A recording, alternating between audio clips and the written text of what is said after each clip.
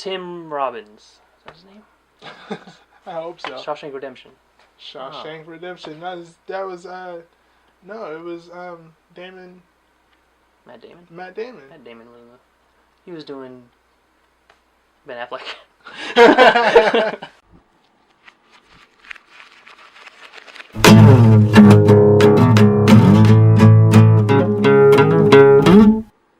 So my first salt and pepper pick would have to go to Mr. Bernie Mac and Ashton Kutcher in the 2005 movie Guess Who. If you haven't seen Guess Who is, it's a movie about interracial dating. Ashton Kutcher is dating Bernie Mac's daughter, who is played by Zoe Saldana. She plays the character Teresa. Well, they're going to announce their engagement, but they're also going to finally meet her boyfriend and find out that he's a white guy. So long story short, when they finally do go over there to the Jones residence, the family is really taken back by the fact that, Simon, who they thought was the great black hype, was a white guy. So, everyone gets over it quick.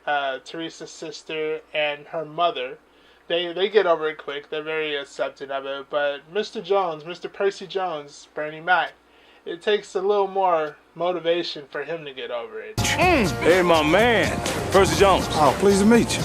Man, I like that solid grip. Oh, no, Dad, you see. Hey, my man, take to the front door for me. Yes, sir. Dad, this is Simon. That's a boyfriend name, ain't it? Yeah. Is this yours or mine? Simon. It fits so perfect, baby. Look at Take it off. You take it off. Something about the boy just ain't right. Guess who? Now you get in. Ebony and ivory.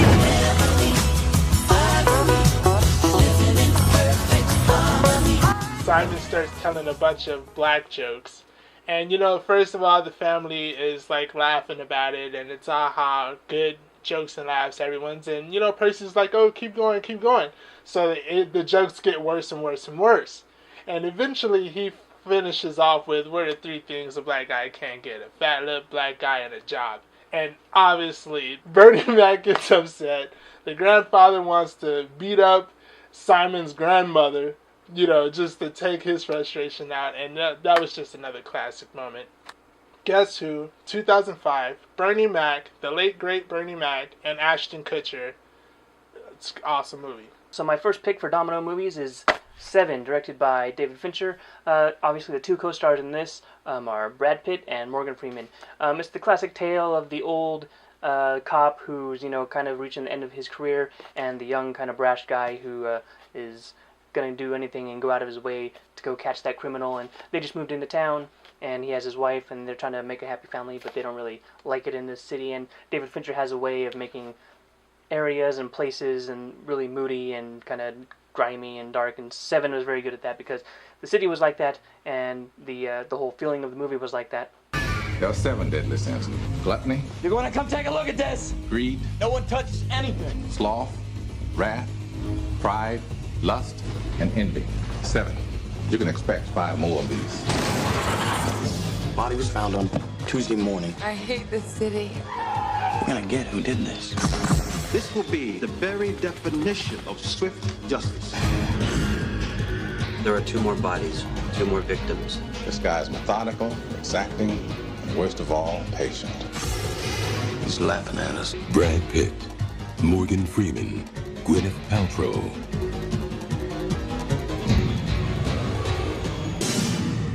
Seven.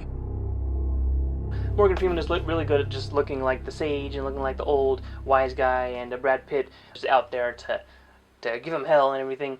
And they play off each other really well, and he's teaching Brad Pitt how to calm down, and Brad Pitt, teaches him, the way of don't give up, old man. You still have some fight in you. This movie is a wild ride. If you haven't seen it, I definitely recommend watching Seven.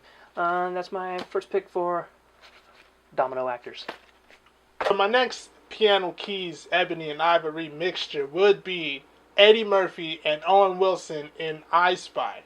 I Spy was a very funny comedy movie that came out in 2002 starring Famke Jensen, Owen Wilson, and Eddie Murphy. I think I'm capsizing, and the waves just keep rising. Rising, rising, and rising, rising. And when I get that feeling, I need sexual healing. When I get that feeling, I need sexual healing. I just need sexual. I know it sounds crazy. Kelly Robinson, he's a loudmouth Eddie Murphy character that we all know and love. It's the Eddie Murphy that I miss. The Eddie Murphy I wish I saw more in movies, and not like the stupid movies he has been in. Hey! They're just total opposites. One's a government spy and one is a heavyweight showboat. And it was just a razzle-dazzle time. Very funny. Sound like music to my ears. And my kidneys hurt because I was laughing all the time. And that's why it would be my number 2 sequentially played piano keys. Eddie Murphy and Owen Wilson in I Spy. I was going to name this for like my funniest comedy duos too, but it got bumped, and then I think I was going to name it for something else, and it got bumped, and I finally get to say it right now. Richard Pryor and Gene Wilder and See No Evil, Hear No Evil. They're in a few movies together, Stir Crazy and Silver Streak, but I'm going to talk about this one right here, where one of them's deaf and the other one's blind. You know, when you first see them, you might not think that they would work together so well, but they just had a lot of charisma, and you know, Richard Pryor is great for his stand-up, of course, and Gene Wilder is in some classic roles in Young Frankenstein and Willy Wonka and the Chocolate Factory. What's great about this one is kind of the innocence of the two characters, the trouble they get into, and how they accuse each other of maybe you're not blind, you're just dumb, and maybe you're not deaf, you're just not trying hard enough or something like that. I definitely recommend you see No Evil, Hear No Evil. It's one of those comedies that I think it stands the test of time, and it's very funny, and the two actors by themselves are very funny, but together they join their panda color powers and become a very funny movie. I definitely recommend that. Check that one out.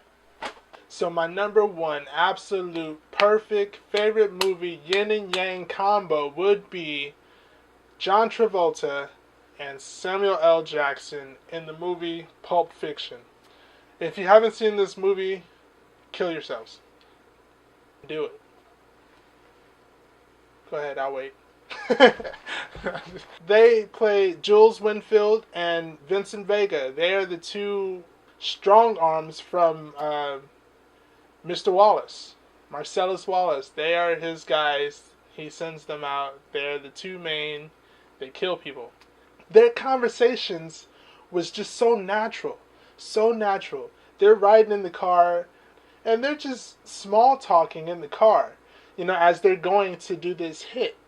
And the conversations that they have is like any conversation anyone else would have, you know, like they really weren't just bullshitting each other, just beating around the bush. No, this was genuine conversation. And Vincent and Jules, they had great feedback no matter what they were talking. You know what they call a quarter pounder with cheese in Paris? They don't call it a quarter pounder with cheese? I mean, they got the metric system. They wouldn't know what the fuck a quarter pounder is. And what do they call it? They call it Royale with cheese. Royale with cheese. That's right. What do they call a Big Mac? Big Mac's a Big Mac, but they call it Le Big Mac. Le Big Mac. What do they call a Whopper? I don't know. I didn't go on a Burger King. When you see this movie and you see these two, you almost forget that they're on their way to kill somebody. You know, they're about to do some real bad stuff. You forget who they are. You just see them as two people just taking a trip to get a burger, a big kahuna burger, you know? Jules is more out there. He's the boisterous. He has the long speech that he uses before he kills somebody. And Vincent is more laid back in the cut. He's more self-controlled. He just supports him in whatever that they need to do, but he isn't really out there too much, you know? He doesn't really seem to break out of his shell in the movie until he goes out with Mia Wallace. And we know how that story ends. I said, goddamn! We're talking about Sam Jackson and John Travolta. And I thought they were probably my number 1 pick out of all the Ebony and Ivory combinations. I can't see anyone who did it better than them, you know? But in my eyes, it don't get no better than this at all. So my number one pick would be John Travolta and Samuel L. Jackson in Pulp Fiction. Yeah. All right, and my number one, my ace of spades I'm going to pull out is Collateral. This movie came out in 2004, directed by Michael Mann. He directed some of these other movies here. I think Tom Cruise is a really good actor, and I don't think he's quite gotten his due over the years. He's done some, I think earlier in his career, he got some recognition for things like Rain Man and some things like that. Jamie Foxx got some recognition, and I think he's turned some minds around and thinking that, he started out as being in the sketch comedy, and now I think he's got some respect as being a very good actor for, like, Ray, Any Given Sunday, things like that. And in this movie, I would say that these guys are pretty even when it comes to this, and they both hold their own, and it's a very good 1-2 punch, these two actors together. So Michael Mann sets up this movie. It kind of has a Taxi Driver feel to it, because Jamie Foxx is a taxi driver, and he's driving around, and he's just... I think Michael Mann likes the city of LA, and he really likes to show its darkness at night and the lights and everything, and just driving around town and showing how the city feels and kind of the energy and the darkness, and how there's so many people there, but you kind of feel alone sometimes. And especially in this movie, where Tom Cruise is able to go around and do so many things and get away with so many things, that there's so many people there that it's almost like you can't keep track of everything that's happening, everything that's going on.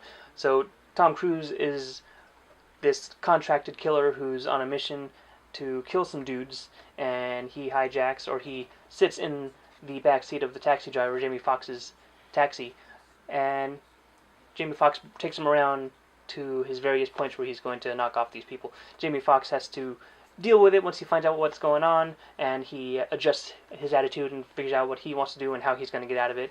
And I think he just wants to get back to his girlfriend or his wife, and eventually he wants to take a vacation so he can get away from all of this.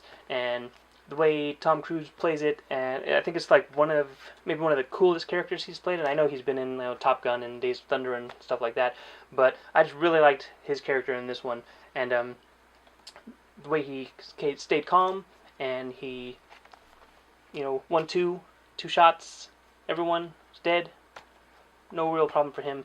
But Jamie Foxx stands up against him. See this movie; it's very good.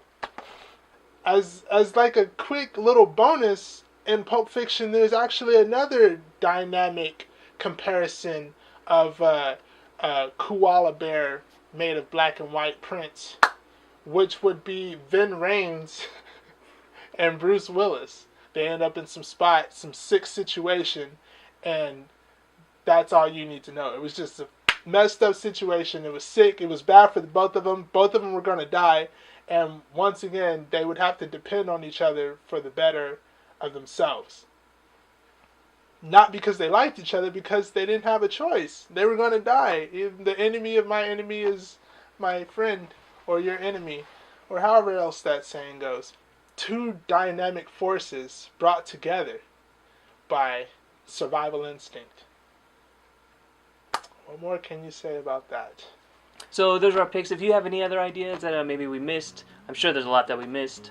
They exist. We don't know them all. But give us a like, give us a comment. It really helps if you subscribe to us. That'll help out our channel a lot. Thank you for checking us out. This whole episode was influenced by the release of Two Guns, Mark Wahlberg and Denzel Washington. Alright, leave us a comment. Still would rethink it a lot. Thank you.